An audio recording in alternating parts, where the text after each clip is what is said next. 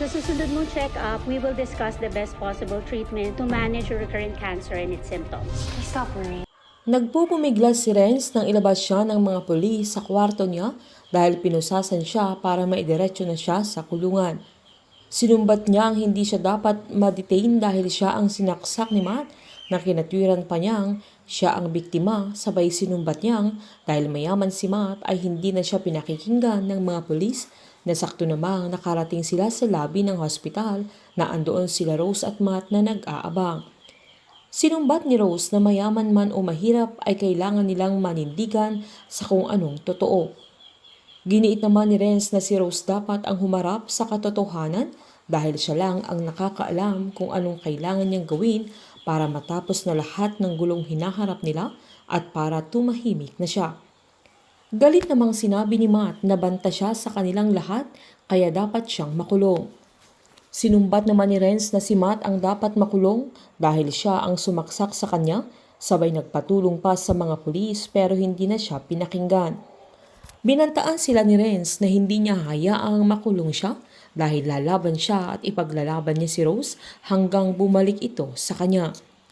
Pinamukha naman ni Rose na kailanman ay hindi na mangyayari ang bagay na yun dahil ang tanging gusto niya ay hindi na makalapit si Rose sa kanilang lahat kaya mas lalong nanggigil ang binata. Nang ilalabas na siya ay todo ang pagmamakaawa niya sa mga pulis maging kay Rose pero wala na siyang nagawa pa.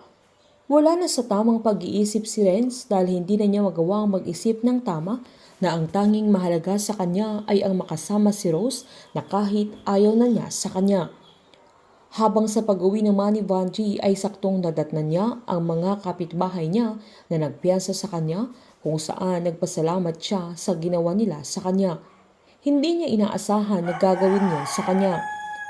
Pinaliwanag naman nilang kahit ganoon ang ugali niya ay hindi nila matiis na nasa kulungan siya dahil malaki ang utang na loob nila kay Mario na madami siyang naitulong sa kanila kaya bumabawi sila lalo't patay na si Mario at nakakulong pa si Renz na kailangan niyang tulungan ang anak niya.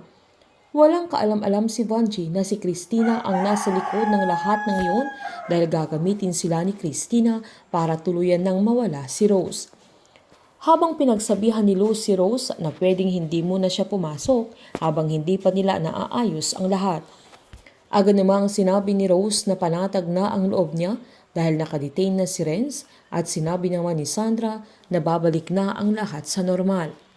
Natanong naman ni Arthur na kung paano kapag nagawa ni Renz ng paraan lalo't desperado na ang binata. Giniit naman ni Elsie na imposible nang mangyari ang bagay na yun dahil walang tutulong sa kanya.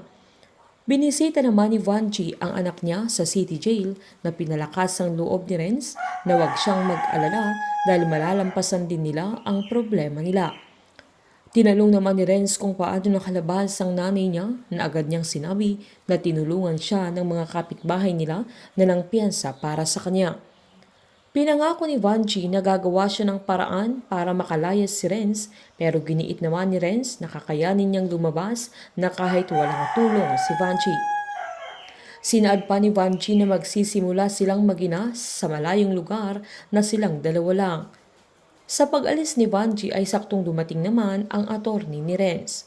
Magiging panlaban nila sa kaso ang pagkakaroon ng mental illness ni Renz para sa advantage niya na yun ang gagamitin nilang defense. Sinaad ng attorney niya na kailangan niyang magpa-check up ulit kung bumalik yung sakit niya dahil kailangan nila ang diagnosis ng doktor para sa kanya. Napagtanto ni Renz na kailangan nila ng insanity plea. Gagawin lahat ni Christina para hindi makulong si Renz para sa mental facility siya idadiretso at mas madali niya itong itakas.